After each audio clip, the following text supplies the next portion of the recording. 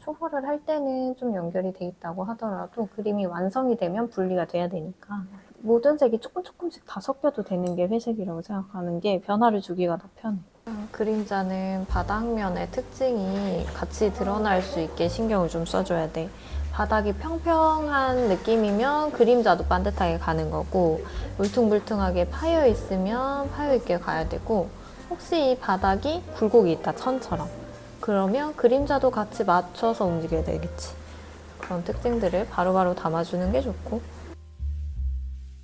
모서리 부분이 좀 중요한 특징들이 잘 보여야 되니까 이런 부분에서 내가 스케치를 미리 해놓은 게 있다, 특징을 바로 그려야 된다 하는 부분들은 같이 봐주고, 일각은 항상 깔끔하게 붓이 지나갈 수 있게 해주고, 밑색을 먼저 같은 푸른 계열로 약간 그레이로 깔고 들어가도 되고, 방법은 여러 가지가 있는데 중요한 건 덩어리가 잘 나오는지, 특징이 제대로 그려지고 있는지, 이런 부분들에 조금 더 신경을 쓰면서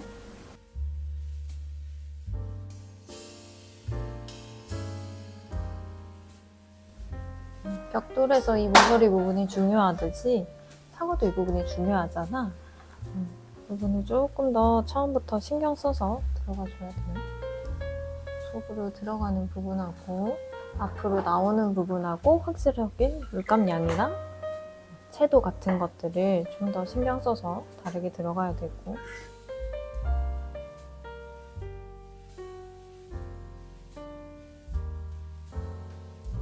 사과가 훨씬 더 진하잖아. 물감량 자체도 어두운 면에 들어갈 때 조금 더 단단하게, 좀 더 뽀득한 느낌을 내가지고 어두운 면을 좀 잡아줘야지 이 사과의 광택감이랑 고유색이 조금 더 전달이 잘 되거든요. 만약에 벽돌이 적벽돌이었다. 그러면 적극돌 뭔지 알아? 그 구멍 3개 뚫린 진한색 벽돌. 그거면은 조금 더 벽돌을 무겁게 표현하는 게 어울리겠지.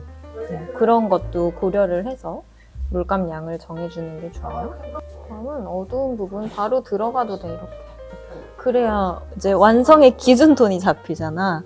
소묘할 때도 마찬가지고, 우리가 어느 정도 진행이 됐는데 왜 똑같은 거 같지? 막 많이 그린 거 같은데 왜 효과가 안 나지? 이럴 때는 블랙이랑 화이트를 한 번 더 점검을 해봐야 되거든요.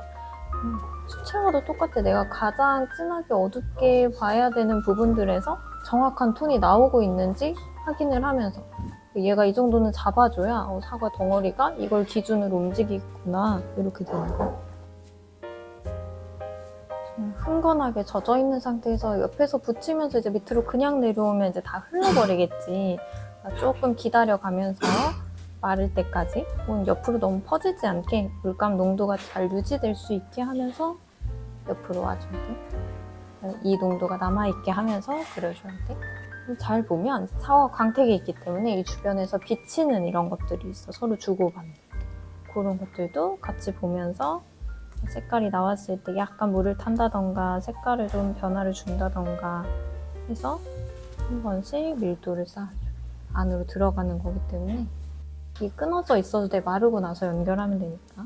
말려 들어가는 애들 같은 경우는 밑에서 이렇게 변화를 주면서 그림자의 관계를 어떻게 정리할지 결정을 해줘야 돼. 어느 부분부터 내가 사과를 더 어둡게 할 건지 그림자를 더 어둡게 할 건지를 결정을 해줘야 덩어리가 훨씬 더 잘 살거든요. 사과에서 이쯤부터는 내가 사과를 더 진하게 잡아야겠어, 이런 것들 있지. 여기도 보면 바닥에 딱 닿아있는 벽돌과 부딪히는 부분은 정확하게 어두운데 어느 순간부터는 사과가 뜨기 시작하면서 사과가 더 진해지거든요. 그런 위치들을 내 나름대로 정리를 해놔야 서로 관계가 빠르게 정리되면서 표현이 정확하게 되겠죠. 마찬가지로 우리 부딪히고 있는 그림자는 소묘에서 거의 블랙까지 가는 부분이잖아. 그치? 그러면 수채화에서도 마찬가지. 물감 양을 최대한 좀 꾸덕하게 어두운 색으로 만들어서 잡아봐. 여기가 내 그림의 블랙의 기준이 되는 부분이 여기다. 딱 티가 나게, 선명하게. 여기도 마찬가지. 얘랑 바닥이랑 만나고 있잖아, 그치? 그러면 만나기 시작하는 부분에서 이제 나한테 가장 진해 보이는 부분을 찾아서 그림자를 만들어놔야 돼. 속으로 들어가면 더 어두워지니까 파여있는 부분 내가 스케치한 거에 맞춰서 강조해주고, 강조하는 사이에 이제 이 주변이 조금씩 마를 거거든요. 그 사이에 다시 앞으로 가서 연결하는 거야. 그래야 강약이 생기면서 연결이 되겠지. 덧칠하면서 깊이감 주고, 항상 덧칠할 때는 내가 밑에 칠한 거랑 조금 다르게 칠한다고 생각하면서 해줘야 변화가 계속 생겨. 항상 그림자 잡을 때 이 뒤에까지 잡지 않게 조심하고, 얘도 마찬가지야. 바닥에 닿아 있는 부분이랑 공간에 떠 있는 부분이랑 어디를 내가 더 많이 세게 잡을 건지를 결정을 해줘야 돼. 초벌을 할 때는 좀 연결이 돼 있다고 하더라도 그림이 완성이 되면 분리가 돼야 되니까. 내가 덩어리를 강조하겠다라고 하면 사실 이 부분에서 더 많이 세게 딱 잡고 들어갈 수도 있는데, 고유색을 내가 조금 더 많이 보겠어 라고 하면 이제 묘사를 하면서 점점 올려주면 되거든요. 하이트가 남아있는 부분들이 있어야 되겠죠.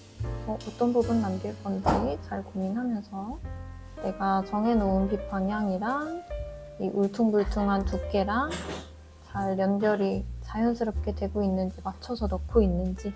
울퉁불퉁한 거 그릴 때 아까 사과랑 마찬가지로 너무 다 연결해서 해버리면 퍼지기가 쉬워.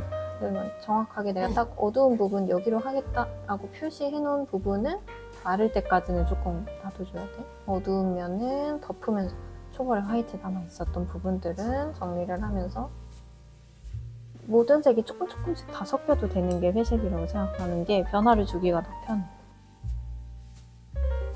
사과도 말려 들어가지만 벽돌도 말려서 들어가는 거잖아, 깨져서. 이런 부분들은. 그러면 여기처럼 여기도 살짝 만들어주는 거야. 더 깊이감이 생기게. 소묘하는 거랑 크게 다르지 않거든요. 다만 이제 약간 시간차를 줘야 된다는 거. 농도 조절에 대해서 조금 더 신경을 써줘야 된다는 거. 그렸으면 중간 터치로 연결. 우리가 짧은 선 썼다가 긴 선 썼다가 왔다 갔다 하잖아. 비슷해. 내가 묘사를 하다가도 이 부분이 면으로 연결이 잘 되고 있는지 중간중간 체크하면서 변화를 같이 줘야 돼. 한 색이 조금 더 멀어져 보이는 느낌이 있고, 왜 우리 바다나 하늘 같은 게 파래지는 것처럼 난색이 조금 더 나와 보이는 느낌이 있거든요. 빛을 받는 부분은 난색이 조금 더 어울리고, 그림자 같은 부분은 한색이 조금 더 어울려. 그런 느낌을 조금 가져가면서 그린다고 생각하면 이제 회색도 조절하기가 조금 더 쉽거든요. 밝은 면의 윗부분은 우리가 많이 올릴 수 없잖아, 그치? 그만큼 바로바로 그려야 돼. 어두운 면, 중간 면은 한번 톤을 깔고 덧칠을 해가면서 색깔이 올라가도 상관없지만, 밝은 면은 그럴 수가 없으니까 조금 더 디테일이 바로바로 보이게 그려준다.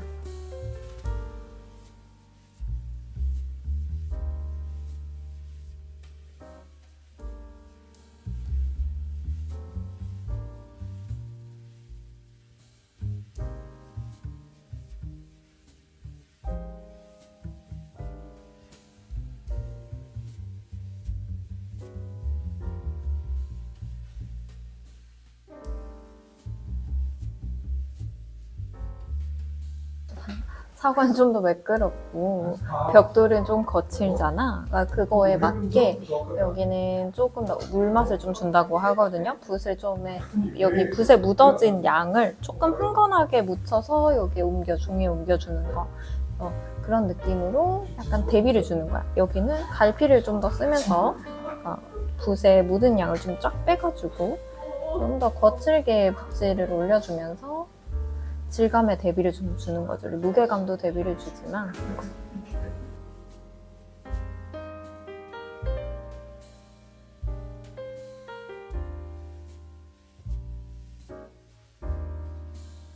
멀어질수록 디테일이 조금씩 생략이 되겠죠?